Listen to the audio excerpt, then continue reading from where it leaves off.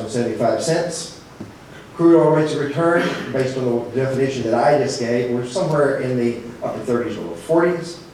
Natural gas liquids plays, natural gas that comes along with lots of NGLs, somewhere in the 20s, 30s. And notice that I have two numbers in the Marcellus and the Utica bubbles up there. There's a reason. The reason why is because some natural gas producers are smart enough to get takeaway capacity out of that region, are getting much better returns on their gas than the poor producers that didn't get capacity out of that region, that are having to take those low prices that they were talking about and are stuck with a much lower rate of return. So the low rates of return for the guys that didn't get gas out of the region, the high are those that did. For dry gas, those single digits. That was the good old days. So what happened by the time we get to October? By the way, these slides were done in early October, so not done with the numbers that we have in the market today, but they're pretty close, and I think it'll give you a sense of what's going on. $50 gas, $2.50 gas, $50 crude oil. What does that do to rates of return? Single digits for crude oil guys, negative single digits for natural gas liquids guys, and really poor rates of return for dry gas. Well, that sounds bad, and it is bad. But there's two things wrong with these numbers. Thing number one, these were based on drilling and completion costs for 2014. Drilling and completion costs have come down. How much? Well, we can look at the financial reports of most of the major producers, and they will tell you, they're quite happy to tell you what their drilling and completion cost reductions have been. So this is as of second quarter financial reports, showing that Continental's got a 45% drilling and completion cost reduction in the Bakken, 33% for Hess in the Utica, 10% of EOG in the Eagleford. If you average across all of those numbers, it's about a 25% reduction in costs. What happens if we just, for our simple model, reduce all the drilling and completion costs 25% across the board? What does that do to those rates of return that are on that slide? Still $50 crude oil, $2.50 gas. All of a sudden, we're in the low teens or mid-teens for crude oil production. We are back in the black for natural gas liquids production, and even dry gas is back in the black because it gets the benefit of those reduced costs as well. That's not all. The other thing that's wrong with these numbers is that they were based on type curves that we were seeing toward the latter part of 2014. Producers are now drilling their sweet spots, their very best prospects, because they want to generate as much cash as they possibly can and look like they might survive to Wall Street.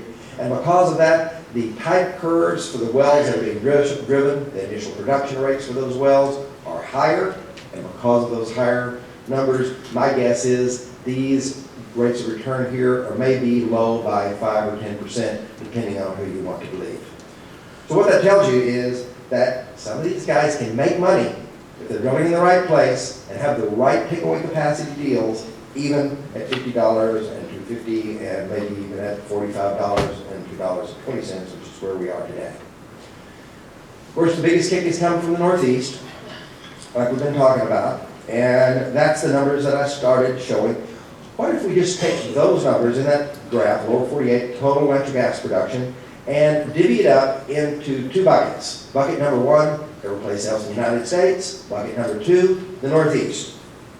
Here's the answer. That's every place else in the United States, declining up until the first of 2014, and basically flat since then. What does that mean for what has to be true for that graph on the left to be true? You bet. Up and to the right on natural gas production, over 20 BCF, and that includes Marcellus, Utica, and the 1.5, 2 BCF or so legacy stuff that was here before all of this started. David talked about what had happened to natural gas basis prices since then. You said you needed an app. Oh, I forgot something very important, sorry. Forgot one click on this slide.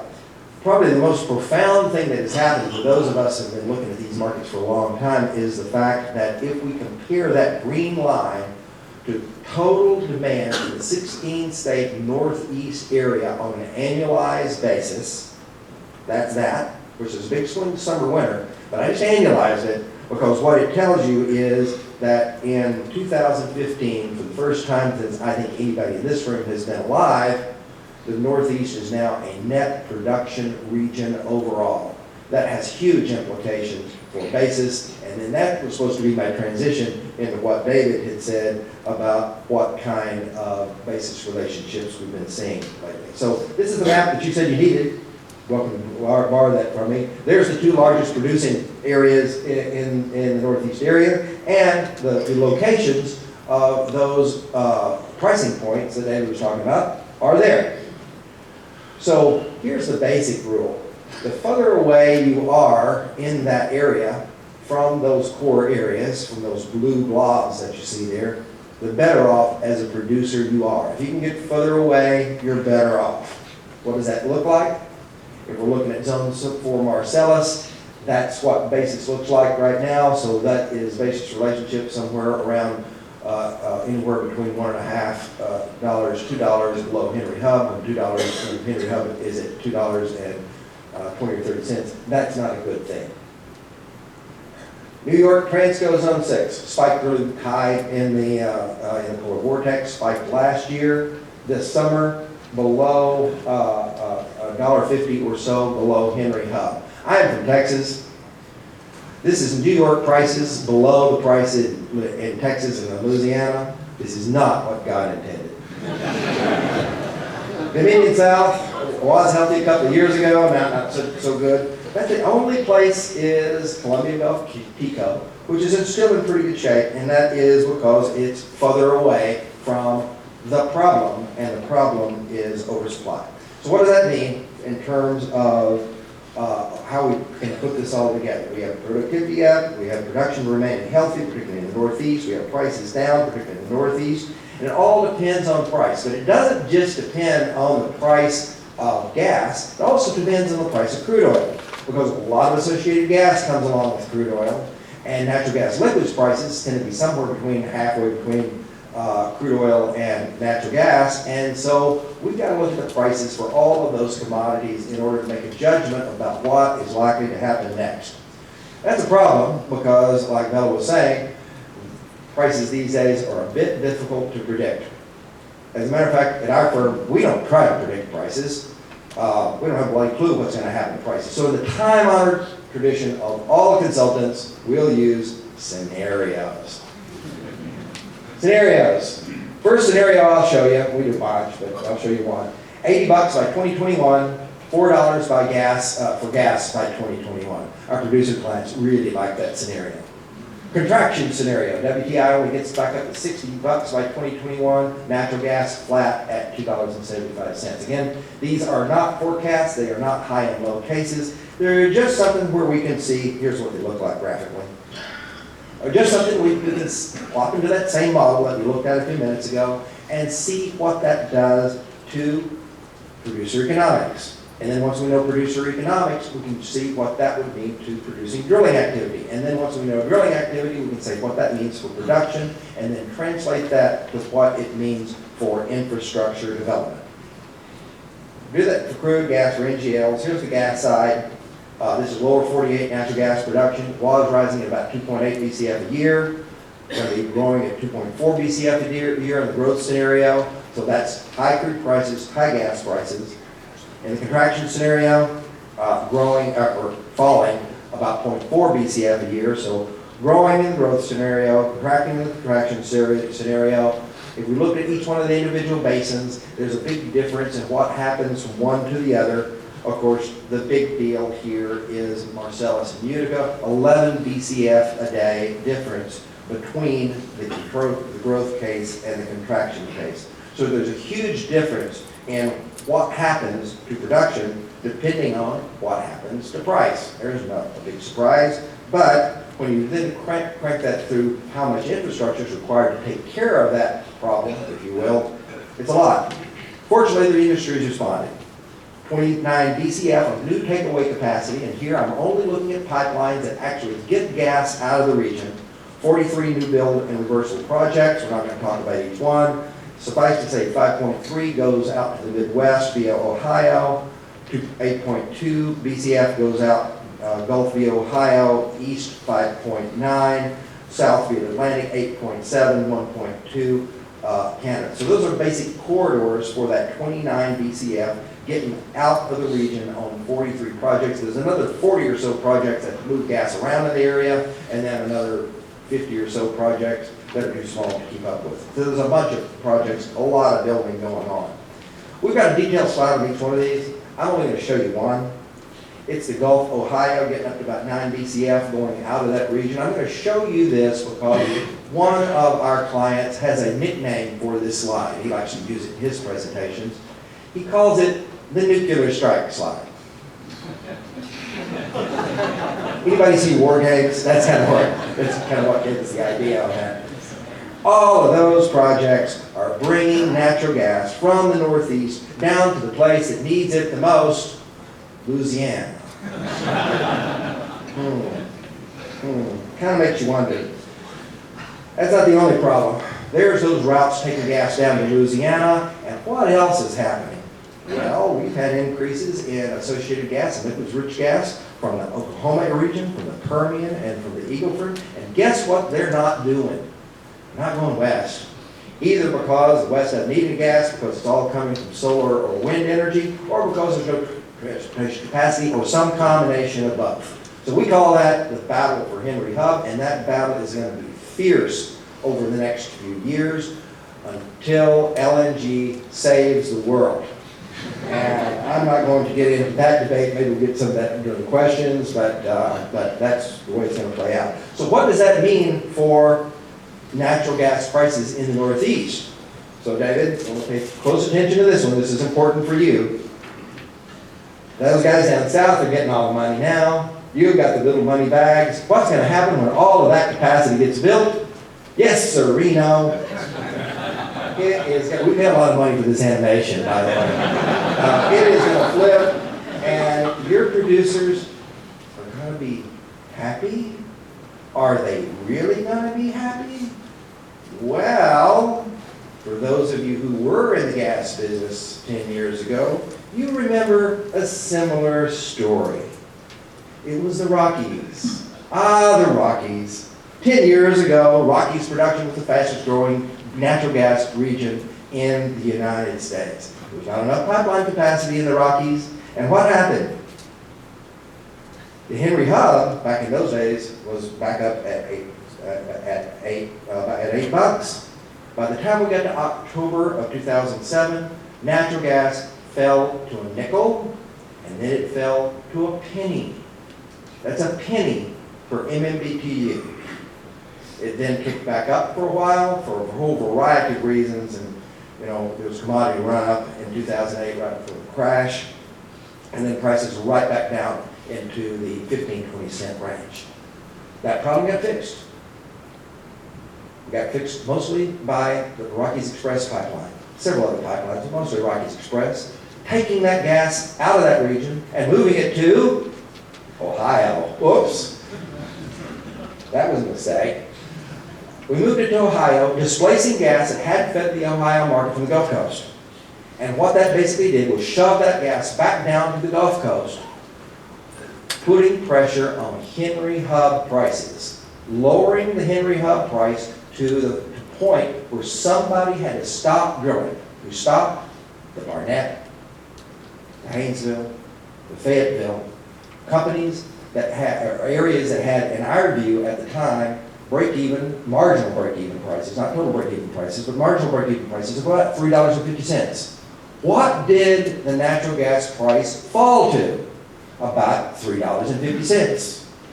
So I'll leave that with you to think about the fact that I believe that producers in the Northeast have break-even prices with some of the big numbers a lot lower than $3.50 today, and that might be one of the reasons why NYMEX is $2.20 right now.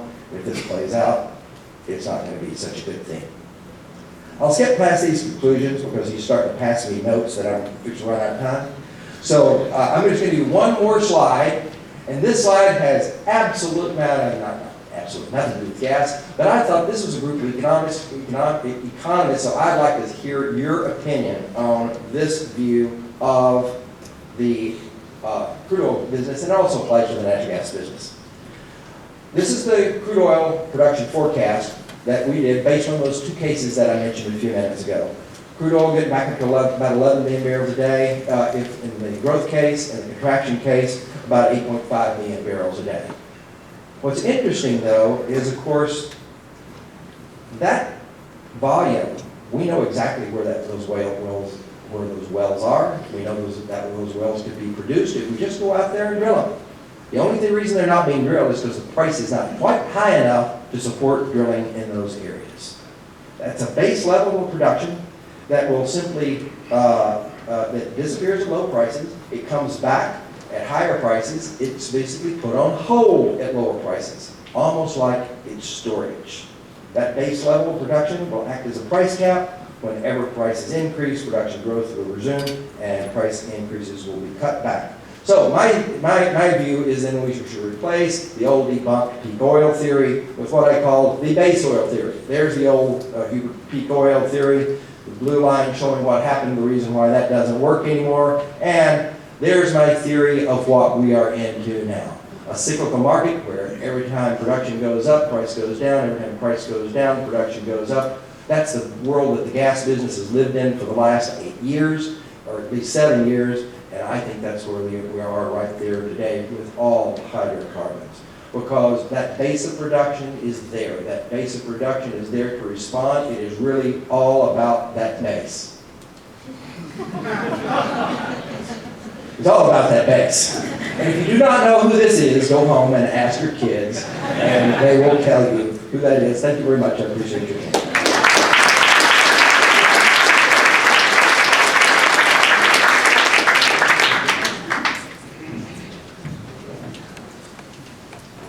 Thanks to all three of you guys. This has been tremendous.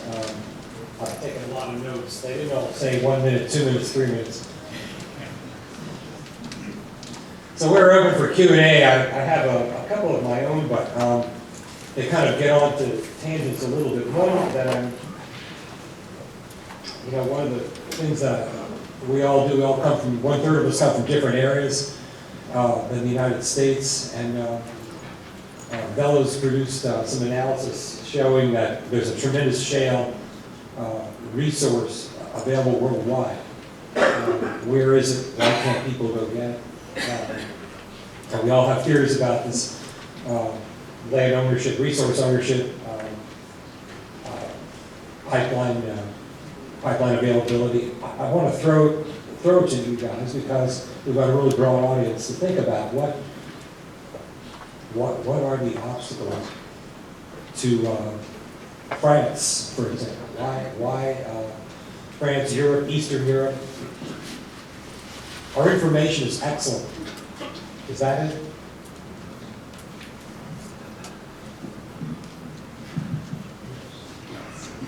I'm asking questions I generally want to know the answers to. So your question is, clearly there's a large geologically in place Is your mic on? Yeah, it's on. And why isn't it being developed in certain parts of the world? Well, my first answer is it's the resource quality and the geological conditions that surround it. Europe just happens to be in a very difficult geological setting. Poland's shale basins are compressed, they're very difficult to hydraulically fracture. Some of the areas are quite lean in terms of production. However, other parts of the world are quite attractive. Argentina, particularly attractive. Colombia is in South America. China would be another place, Australia. And there are Northern Africa are really high quality areas.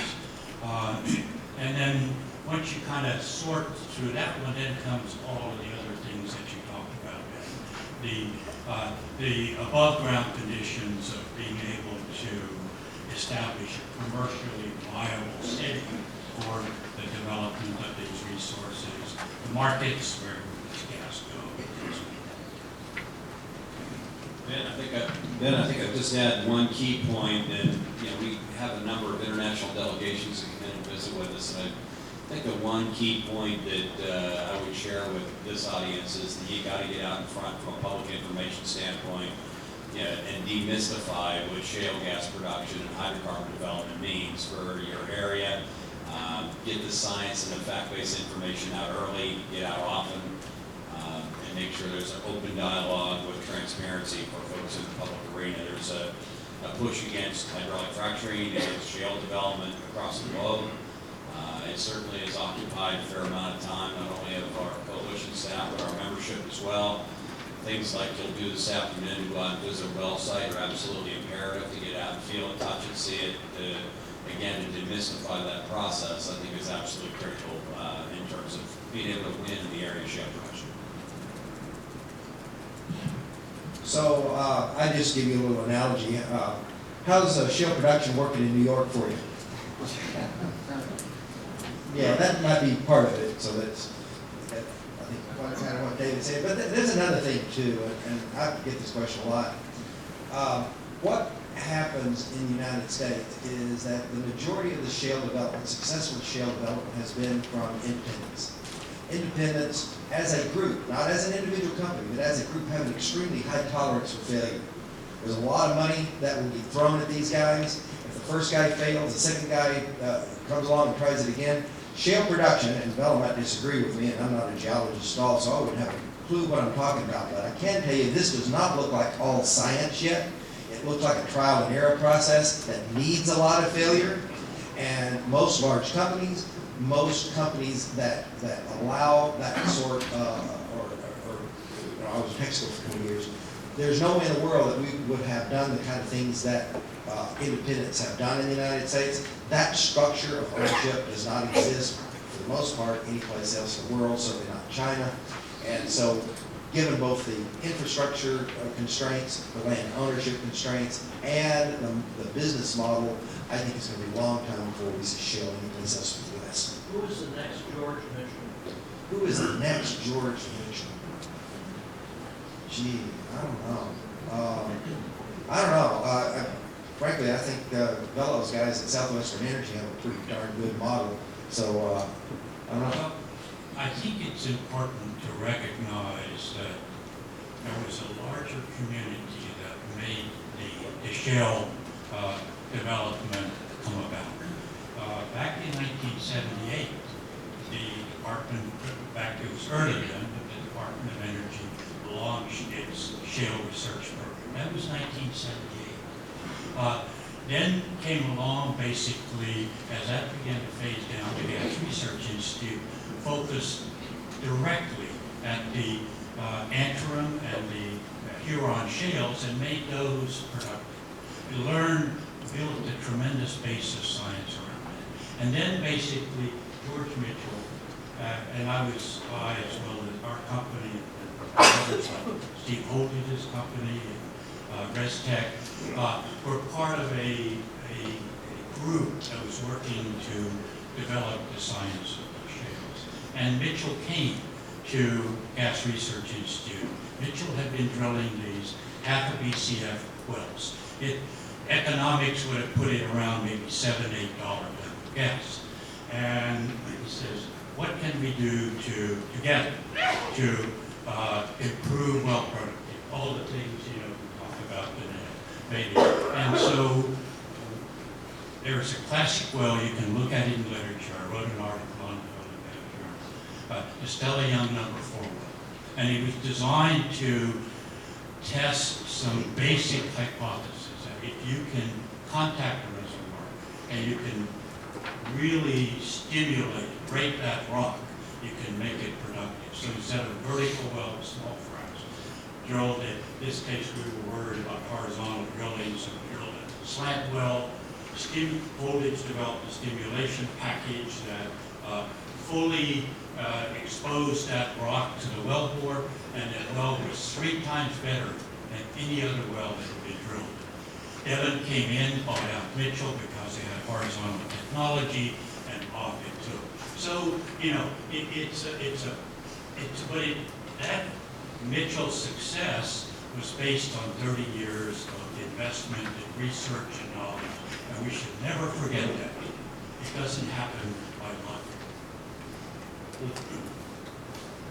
We, normally what we do is stand up when we ask questions and say who we are. That was Jim Plummer, the founders of David Knapp. David Knapp, one of the other.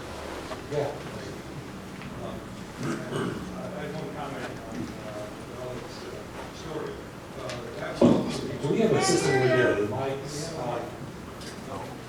You want to grab this one?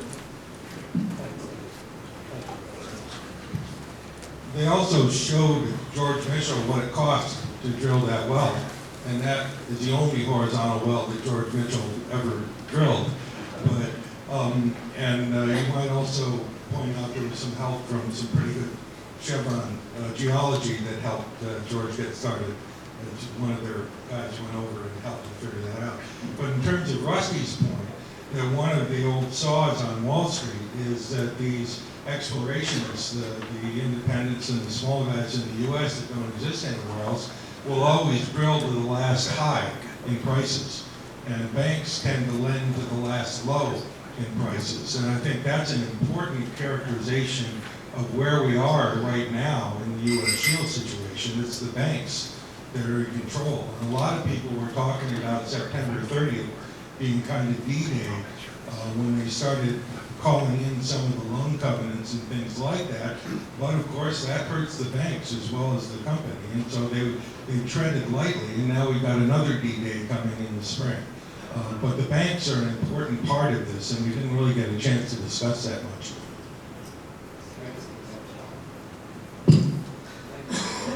There was a question back here. Yes?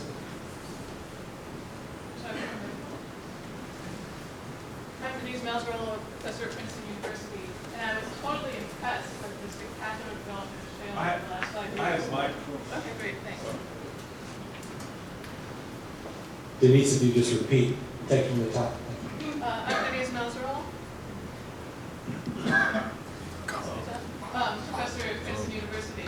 And I would say that I'm totally impressed with the spectacular development of shale and unconventional oil in the last 5 years. But what I'm concerned about is that, as you know, methane is a very strong greenhouse gas. And there's a lot of concern that leakage of methane may make shale gas perhaps as bad as coal from a climate perspective. We're moving into climate negotiations internationally trying to address climate change. And I'm wondering from this situation what you feel is the price point at which the industry will start really trying to address the leakage of methane from both the development of the shale as well as the transmission pipelines, which also appear to have substantial leakage. Thanks, Denise. Did everybody hear the question? Okay, great. And I would throw on top of that also, just to amplify the question, the new green completions rule that I've read that the Obama administration has is now going to be requiring of well operators. And so, there's really two questions. One deals with production methane emissions, and one deals with pipeline, perhaps distribution. I'm going to defer, unless you guys want to address the second question, and focus on the first question. There's also some EDF, Environmental Defense Fund information floating around about that. I would just say that the industry is very focused on that right now, especially in a low price environment. You can't afford to be putting emissions into the atmosphere. I think you find the unconventional industry and the work being done right now in shale, these operators are highly focused on methane emissions, highly focused on leakage and reducing and eliminating leakage from their operations. The transmission side, certainly with the modernization of infrastructure, certainly there's focus there as well. You see very little flaring activity taking place now, especially in the Appalachian Basin, if any. There is a heightened focus there, as there should be, and I think that our operators are laser focused on getting that right. There's an industry consortium, and their headline is 1%. And to basically reduce the emissions from all the way from wellhead to the burner to below 1%. Southwestern Energy is one of the parties, along with other producers, as is Kinder Morgan and some other pipelines and distribution distribution companies. And so there are, the very interesting thing is that at least for Southwestern Energy, this has been a profit center. They made more money from selling the methane that would have otherwise been vented in various ways than it cost them to do it. And with a little more push on that, I think that could apply to the entire production industry. Oh, yeah. I would also point out there's been a lot of difference, a lot of, I would say, evolution in measurement of methane. Initially, there were methane overflights were producing data showing very high methane. But once the planes kind of landed and people, really focused on what's at the well site itself in a much more accurate way, problem one, some of the staggering numbers we usually heard about that in turn, which in turn led to the comparison that you make of coal greenhouse, the coal cycle greenhouse versus the gas cycle greenhouse. There's a couple of papers. Professor Jenner and La Madrid wrote a paper last year, actually getting to some of the numbers that we're hearing about now, and reworking the comparison that you referred to. And now I think another one's coming out following La Madrid. Alberto was here at the conference, Jenner's in Germany. So you might want to catch up with them in the next couple of days and see what's really going on there. Any? There's a question right here. Yes. Question for the microphone. Yeah, my name is Gunnar Eskeland from the Norwegian School of Economics. I'd like to wish you all welcome to Bergen in June. My question is the following. In Norway, we are used to the fact that when we catch a lot of fish, the price drops. And in Europe now, there's going to be a lot of subsidies into renewables. For that reason, we have too much electricity. And one of the things that you'll see in Bergen is that we have the largest fleet of electric cars in the world, next only to the United States. There's a California manufacturer of cars who sells just as many cars in Norway as he does in the United States. But my question is the following. Why has not natural gas advanced further into the transportation sector in the United States? I'm very puzzled by that. Are you guys not looking for new uses of your commodities? I forgot, before we address this, let me, as a driver of natural gas vehicles for 7 years and a driver of electric vehicle for 3 years, the one that you referred to, there's a lot to be said. There are going to be some wonderful discussions in the next couple of days, both in concurrence and in plenary on this topic.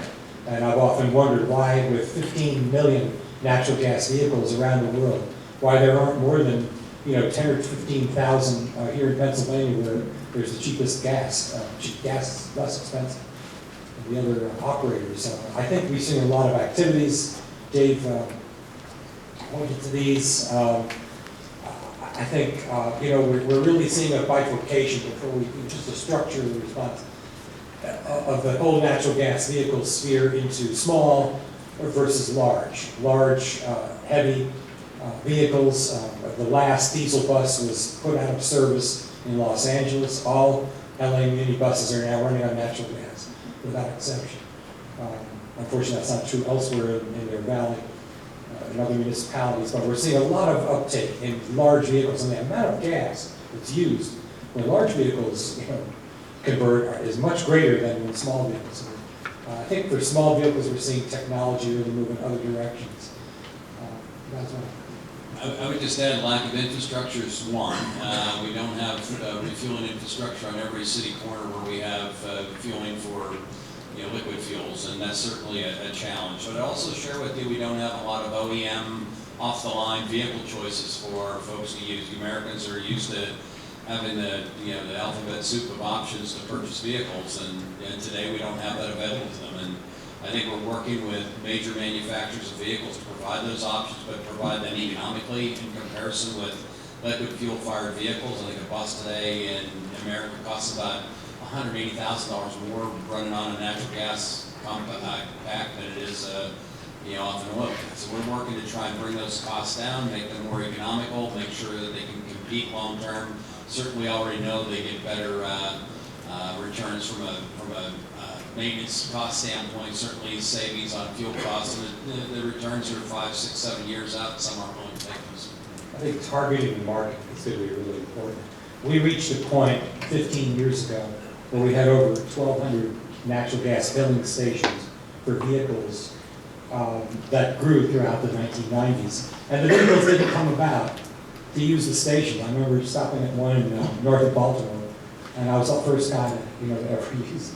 I want to say Pennsylvania has actually made some major strides there. Many of our convenience stores are now investing in natural gas refueling infrastructure. Many of our operators today have vehicles that operate off of natural gas refueling infrastructure. And UPS, some of our bus fleets, waste management, all have invested now in using natural gas in their systems as well. So we're making some strides. It's just a little slower than some of us like. Just a larger vehicle market, just like power plants. Some of these, individual vehicles use an enormous amount of energy. They don't have to have wheels. Standby generators. That's a great gas potential markets. I think that it was important to focus. The GRI did this gas research institute that Noah mentioned, no longer GRI, now GTI. It was early in around mid-1990s, saw the problem that was evolving of growing infrastructure without growing vehicles and without OEM cooperation at all. So targeting the market to larger vehicles kills both birds, gets you more demand, and actually see some activity. Sri? Sri Vikas from Quantum Phillips. This is a question for Rusty. You shared information about the DNC costs have gone down by about 25%.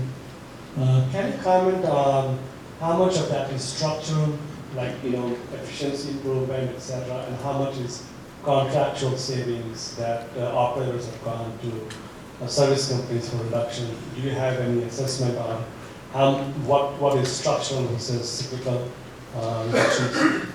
I haven't done an analysis. Some of the producers will give you that sort of information in the text of their presentation, some won't.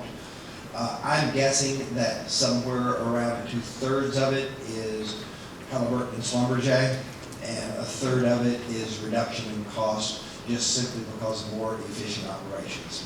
But that's essentially as a guess. One thing that I would add to that, though, it's a slide that I didn't include in this presentation because I didn't want to run long, but we reworked. We've heard from a number of our clients, our producer clients, that they've gone back to the Halliburtons and Schlesinger J's and said, we want one more bite at the apple. You gave us 25% before. If you'll just give us another 15% or so, we'll drill a bunch more wells. And of course, the Halliburtons and Schlesinger J's are saying, there is no more apple. I can't give you another bite at the apple. You've already got the whole apple. What do you want? And then the producer comes back and says, well, I'm not going to drill any more wells. What do you want to do? So if they get another 15%, those rates of return go back into the 20s and even up into the low 30s if that sort of reduction happens. It's really quite linear. The price that the break-even price that a producer needs is linear relative to the percentage reduction in drilling and completion costs they get.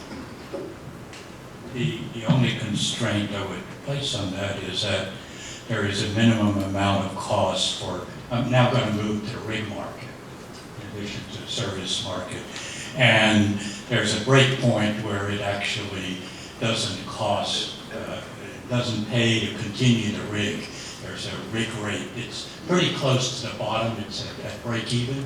And so the drilling company wouldn't cover even its marginal cost, and at that point it would lay down the rig. And you're seeing a lot of that. The rigs are a form of storage, aren't they? Yes. It's another way to think of gas storage. My name is Govinda Timensina, World Bank, Washington, D.C. I have a very quick question to Steve. So you pointed out huge gain on productivity both in oil and gas sector. Could you please provide some drivers, whether it's a labor productivity gain or whether it's a technological innovation? I'm sorry, I couldn't understand the one word that was critically important in that question. So, gas and crude, and what was your question? So what are the drivers? Drivers. Yeah. Or the drivers. Well, The drivers of productivity. the two primary drivers of productivity improvement are the speed of being able to drill a well, the numbers that I showed you, and the increased productivity from each one of those wells. Part of that increased productivity is just simply, I'll tell you a quick story. Myself and several other colleagues went out and did a tour of a Haynesville well a few years ago. And there was a guy that was the operator of the well. His name was Bubba.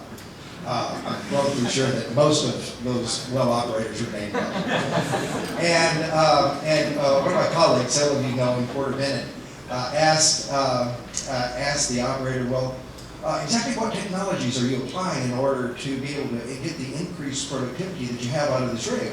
Bubba says, yeah, that wasn't technology, that was know-how.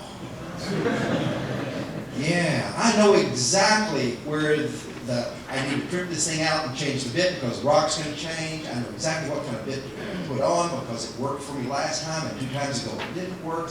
They just learned the way to do this stuff. And again, that's one of the reasons why shale is not quite a science yet. It's partially an art, is the guys like Bubba that figure out the ways to make this stuff work. And now it's a different world than it was a year ago. At $100, the thing was drill as many wells as you can, get every rig that you can operating, and let's spend money while the sun is shining. Now it is, Bubba, I want you to save me every nickel that you possibly can, or otherwise you guys are going home. And Bubba can figure out how to do that. And that's what I think is going on. That's a process that doesn't stop. Some people say, well, we've reached this point of productivity where the wells can't get any more productive. I don't think that's right. I don't think so. Yeah, I agree with Rusty. It has been a very Edisonian type of approach to trial and error and learning. And a lot of it, I was talking to our drilling engineer, and he cut just in the last 6 months drilling time by about 3 days. And I said, well, what was that? And he says, well, I just wanted to figure out where to place the lateral where it penetrates in the fastest way. So there is a lot of that. But I think it's also useful to kind of look back and understand what has driven the productivity gains, because you have to, there has to be some natural limit to it. So far, much of the productivity gains has been in extending the lateral length. Almost 80% of it in the past few years. And you do reach some kind of a optimum point for that, or even geologically, you can only extend the well so far because of faults and other things. So the next step has been, and this is the more recent improvement, is the use of much more sand, what's called as intensive hydraulic fracturing. And so put in more sand and you try to break up more rock to that. And that will also reach its natural limit. We've kind of doubled the volumes, and the wells have gotten better. Now, what we need is now, kind of, as it plays its way out, what's the next thing that will drive productivity improvements? I don't know yet, but I'm sure there will be one. Right here. Charles Rossman, Southern Company. Hi, Charles. Good morning. Thank you all for great presentations. Charles is my predecessor as president of USAEE. Thank you. I'm going to follow on to Vello's last comment and ask you to speculate about going forward a little bit farther. Rusty had scenarios that looked out 10, 15 years maybe, but other sort of data and topics that you talked about, we're really only looking about now or maybe 3 or 5 years from now. Help me think about looking 20 years from now. What are we learning now about productivity improvements and the sources of those things and additional uses of natural gas? If I were thinking 20 years ahead or 25 years ahead or 40 years ahead, what are the things we're learning now that I should think about as being especially relevant for thinking that far ahead? Either in infrastructure that's going in now or technological developments that are happening now, what, or other things to think about in looking further ahead than each of you did in your presentation? This is probably going to be the last question, because although it's a great one. I guess I like to come back to the resource space. It's very large. Much of it is quite complex, and only a portion of it is economically viable today, and particularly at today's prices, a very limited portion of that. And so, kind of, as one examines that resource base and begins to grapple, what is it that's constraining, let's say, the Manco Shale, or the Fayetteville, not the Fayetteville, but the Chattanooga Shale, from becoming productive. And as the industry and the research community begins to focus on that, they, if history is a guide, have been figured out a way to kind of break that technical challenge. Some of these plays will not be economic. They're just not rich enough, and kind of put those aside. But I think from kind of as a supply guide, that's where I would focus on. And I'm sure there are other parts of the supply chain that are equally important. Seems to me that right now, like, we're in the first half of the first inning. We don't really know what's going to happen next. What we do know is that we don't know a lot. And one of the slides that I didn't include here, that I tried to when I got a little more time, is I show what our projections were 4 years ago with what has happened since then. And essentially everything that we forecasted 4 years ago that it was going to take 5 years to happen